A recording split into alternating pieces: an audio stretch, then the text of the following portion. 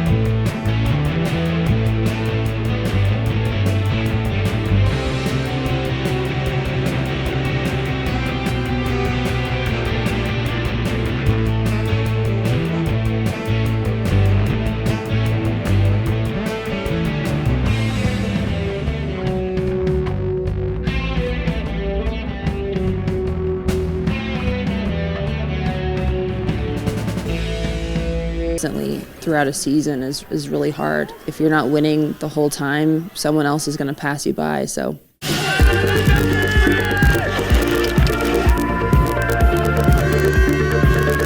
When you've won dozens of medals like our queens, each one is special. But some races stand out as more renowned. I mean, I think I love the more difficult downhills. St. Anton I loved because it was so challenging, and you know, obviously Cortina, I would race there anytime, any day, just put me in the starting gate. And Lake Louise, you know, I've always had so much fun there, and I know the hill so well. I feel like I'm one with the hill.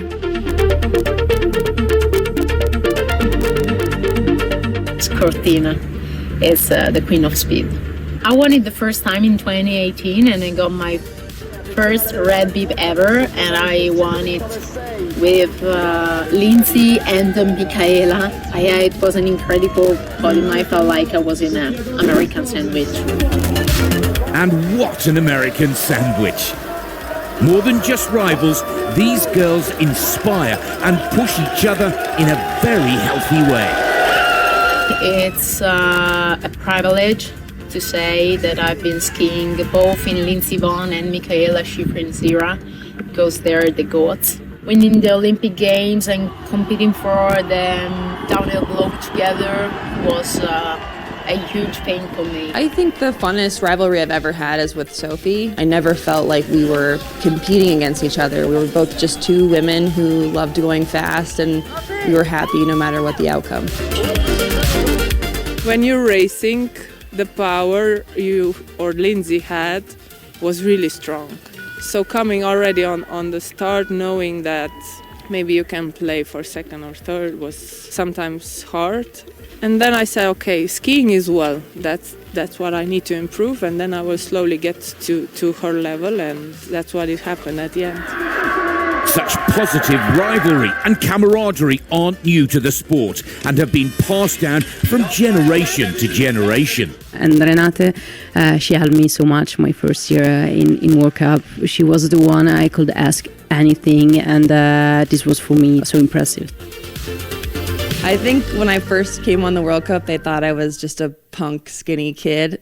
You know, Gojil was always really nice to me, and so was Dorfmeister once I kind of established myself on the World Cup. While establishing herself at the top of the World Cup, the skinny kid left an indelible mark and made significant contributions to women's skiing. Everyone in Europe were like, whoa, Lindsey's everywhere. In Austria, no, most people didn't talk about the Austrians, but it was every time Lindsey. She was beautiful. She started a little bit makeup, a little bit Hollywood style. So then having that generation of beautiful ladies skiing strong was really, really competitive between each other.